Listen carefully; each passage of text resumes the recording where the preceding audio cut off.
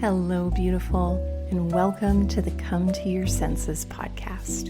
I'm your host, award-winning certified feminine embodiment coach, licensed esthetician, and enthusiastic foster dog mama to animals across the land, Mary Lofgren. Here, we explore how to bring more richness, radiance, peace, and pleasure to our lives, homes, and hearts through the joy of beauty, the wisdom of the body, the warmth of connection, and the splendor of the senses. I'm so glad you're here.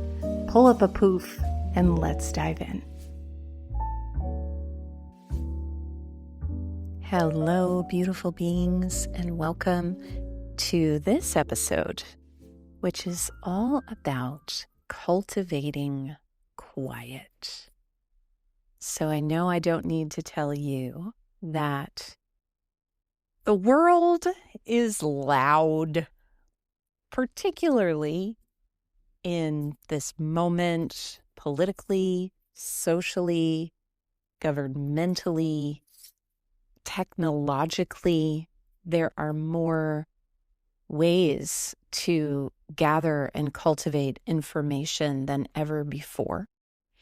And one of my favorite quotes that inspires me around the rise of technology and the noise that it creates comes from Herbert Simon, and it says, "A wealth of information creates a poverty of attention." And so today's episode, ironically, is happening where there's lots of construction happening outside of my home, which is not normal. And so that may show up in the background at some point as a helpful little invitation from the universe to deepen our quiet practice right here in the podcast episode itself. But in today's episode, we are going to explore a relationship to quiet that is more than just the sterility of quiet, but the magic and the wonder and the relief that comes from small pockets of quiet in your day. And when I say sterility, what I mean by that is, sometimes when we relate to quiet, we might notice that we're stressed and life feels loud and noisy and fast. So as a solution, we might bring in more quiet. And some days that might work like a charm. And some days it might feel like putting clear rubbing alcohol on a wound. It can be such a drastic change to go from extremely fast in life to complete silence. And that's really why we don't do it, I think, is because that whiplash effect creates a flinging in the face of everything that we've been trying not to feel by staying in the armor of busyness.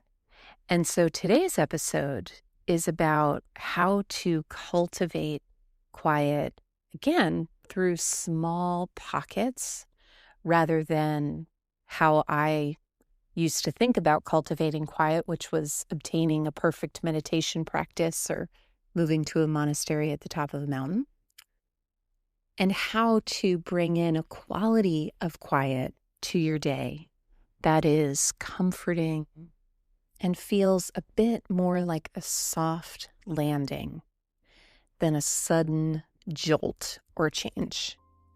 And so let's dive in to our gems on cultivating quiet.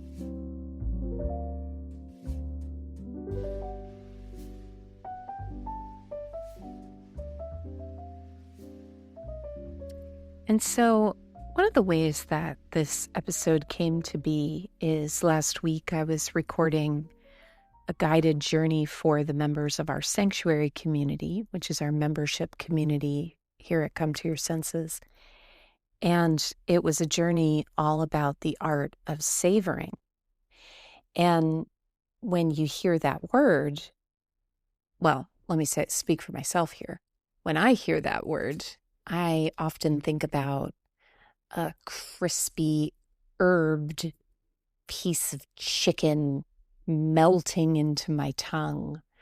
I might think of the aroma of fresh lavender growing in the California sun and really drinking in these sensory experiences and savoring them in my body. And in this guided journey, there was certainly elements of that. But one of the things that I talked about is that savoring has multiple phases to it. So there's the preparation for savoring. There's the anticipation of that which is to be savored. There's the moment of contact. There's, all these different phases to this sensory journey with that which we wish to savor that make the experience what it is, more full and complete rather than just kind of a drive-by chicken wing. It is a rich experience from start to finish. And I share that because I find that it's a similar journey with cultivating quiet, savoring, and the energy of this comforting kind of quiet. I find are very similar. They're like sisters to one another. And particularly for feminine-oriented nervous systems, there is a strong need to ease into quiet. And so that's our first gem for today, is that for masculine nervous systems and masculine-oriented nervous systems, which, regardless of gender identity and regardless of sex and chromosomes, all of us have these energies that we have labeled masculine and feminine in our systems. And while certain aspects of biology can have an influence over that orientation, it is widely proven that our orientation to these energies is quite fluid in our neural wiring. And so a masculine-oriented nervous system is a system that tends to find quiet through stillness, through contemplative practice, through moments of solitude. And one of the reasons for this is because the way that masculine energy locates regulation and safety is through controlling the environment. So if you think about looking outside, looking around for threats, making sure that the environment is safe, that's one trait of a masculine-oriented system and just how it's naturally wired. For systems that are more oriented towards the energies that we call feminine, the feminine system finds quiet and regulation not through detachment from the body and from the senses, but through immersion in sensory experiences. We really need that connection to the body in order to come back home, rather than solely looking around at our environment to locate a sense of safety. The feminine finds its strength and its sense of safety through connection to others. And so you might find, if you have a feminine-oriented system, as I did just yesterday, for example, is I was experiencing a difficult interaction and I needed to call my girlfriends and get their take on it. And in the past, I may have seen that behavior as something that was codependent or I couldn't trust myself. But after working for many years on accepting the differences in my feminine-oriented system as the way that I'm naturally wired to thrive, rather than crazy, as it's often presented in a patriarchal culture. I now understand that this is just one of the ways that I process excess energy in my system and find my way back to center, find my way back home through verbal processing and through heart connection with friends. And again, these are true for anyone, for any gender identity. These are pathways to regulation. And I share them as a preface to this gem of easing into quiet, because if you have a feminine-oriented nervous system, you may need a gateway kind of quiet to your practice of cultivating quiet. If you drop right into still, silent meditation without any wind down and any processing of your senses to soften your body and your consciousness, if you just drop right into quiet, it's going to feel likely jarring to your system. And so some examples of gateways to quiet or pathways to quiet are, one, to soften your other senses, to prepare your body for a winding down. So, for example, at night, you might light only candlelight. I remember this year around the winter solstice, I spent 24 hours without any artificial light. And man, it reset me so right quick. I am a natural night owl. And last night I went to sleep at 3:30. And it's just how I've been wired since I've been an infant. I have a different rhythm than the circadian rhythm. But when I did this ritual, I was so amazed at how naturally my body wanted to fall asleep at 9 o'clock. And it didn't last forever, but for a couple of weeks, it really, really reset my rhythm. And so that's one example of a softer pathway into the experience of quiet rather than just dropping right into stillness. Another way to soften your senses and ease yourself into quiet is reading a physical book. I mean, this practice, or, I don't even want to call it a practice, it's really a delight. Being able to read a book gives your consciousness a chance to focus on something that isn't your thoughts, but that still engages the mind in a different way than, say, watching TV or scrolling your phone. And so sometimes in the afternoon, if I'm like, oh, I should meditate, or I should, do some self-care behavior that helps bring my system into a downshift, but all I want to do is scroll my phone and watch Nashville reruns on Disney Plus, I will grab a fiction book and I'll just give myself 10 or 15 minutes of reading. And it's so incredibly soothing and just creates this new pathway in my consciousness for relaxation and for quiet. And the second gem, so that's our first gem, easing into quiet through softening your other senses. The second gem has to do with specifically the experience of silence and silent meditation. That is the one thing that has helped me relate to the rabid squirrels that wander around my brain, especially when I meditate. And that is one simple word: thinking.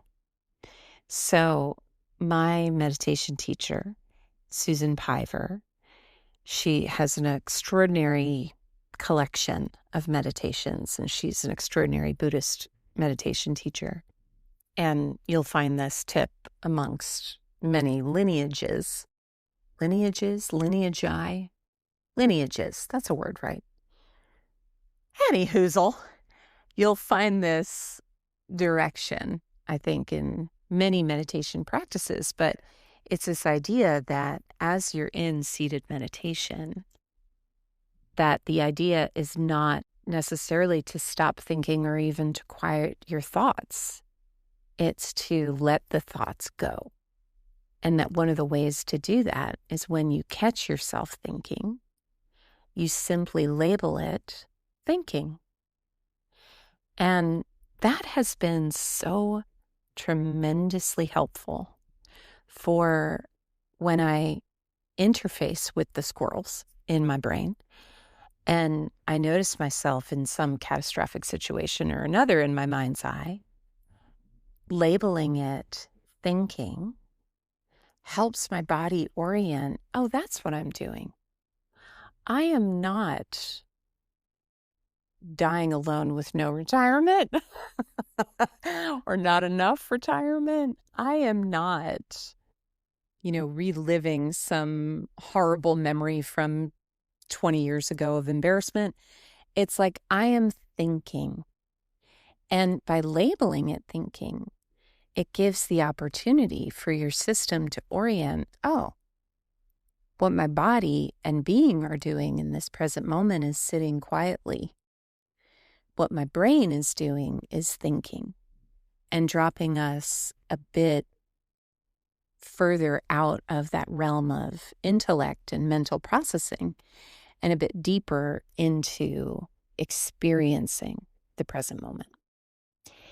And the final gem for cultivating quiet is actually one that encourages you to increase the volume by expressing yourself and not necessarily increase the volume on the mental chatter, but increase the volume in the sense that perhaps what you need in order to cultivate a space of quiet isn't necessarily to get more quiet or to slow down more.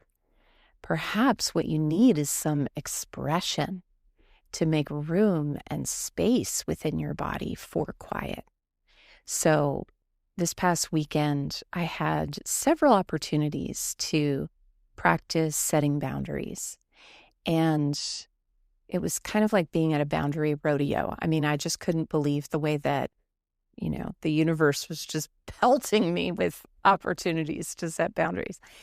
And what was so extraordinary about it is I had so much energy and I felt so much more present because there was no longer this mental clutter of what I had withheld or was holding on to. And, of course, on an intellectual level, I know that, but it was a really powerful experience on a somatic, energetic, physical level to take out the compost in my brain by addressing some things that needed to be addressed. And by taking some of this energy of frustration and putting it in a proper place where it belonged, which was through some functional, albeit messy, communication. And, this is also a way to engage that masculine aspect of our nervous systems. During the pandemic, got really into weight training, like strength training, and I couldn't believe how good it felt in my body. After many, many years of detoxing from diet culture and fat-phobic aerobics VHS tapes, which I did dozens of when I was a teenager, I did a lot of slow, soft, trauma-informed yoga to try to just find my center again after so much aggression from a diet culture-informed perspective on exercise. And that was very healing until my system kind of lost contact with a healthy fight response. I am definitely someone who leans towards the freeze and fawn. as opposed to fight or flight side of the stress response spectrum. And it was really helpful for me to experience growing my muscles and lifting heavy weights and squatting and grunting. My coach at the time, Roderick Covington, used to say, the worse you look in here, like the uglier you look in here, the better you'll feel out there. And just expressing some of these trapped feelings of aggression, like healthy aggression, was so incredibly helpful for my mental state, which frankly had become a little too soft and a little bit, shall we say, delicate and fragile, which I'm wired that way to begin with, but without any contact with that healthy aggression and healthy expression of strong energy, I lose all boundaries, and then I just become this porous amoeba moving through life and can't find my center. So that final gem in cultivating quiet is, in addition to our practices of creating sanctuary in our home and in our life and meditating and reading and all these more soft practices, is to consider, is there enough space in your system and in your mind for this quiet to take up residency? And if you find that it's too cluttered within to find even a moment of quiet, perhaps it's not that you're not practicing hard enough. Perhaps you might need to take out some of that compost and ask yourself, what boundaries need to be set for me to reclaim my power and my center? And so, my friends, those gems, easing into quiet, softening your other senses, the tool of labeling your thoughts, thinking, so that your body and soul can have a different experience than being lost in thought, and then setting boundaries as a way to create a container for quiet. Those are our basket of gems for today. And if you enjoyed this episode, I would be so delighted to hear about it by leaving a review, either through iTunes, or if you listen on Spotify, you can follow and give a 5-star rating. And I just want to give a special shout out to Kimberly Danielle, who recently wrote us a review on iTunes and said, "New listener here. Just wanted to say I love everything about the show. It is so relaxing and has quickly become my comfort podcast." Kimberly Danielle, I'm delighted to hear it. As I'm recording this, I'm wearing what I call a blanket sarong, which is where you take a fuzzy blanket and you just tie it around your body like you were wearing a sarong at the beach, and tuck it in kind of under your arm and around your chest. And it's my definition of comfort wear. And so I'm so delighted, Kimberly Danielle, and to all of our listeners, that this is a comforting and relaxing podcast for you. And it would bring me so much joy to read your name on the air if you feel so moved, dear listener, to leave a review. And we'll close with a quote from the legendary Mark Twain. "The right word may be effective, but no word was ever as effective as a rightly timed pause." Wishing you a beautiful week of pauses and quiet moments, and I will see you in our next episode.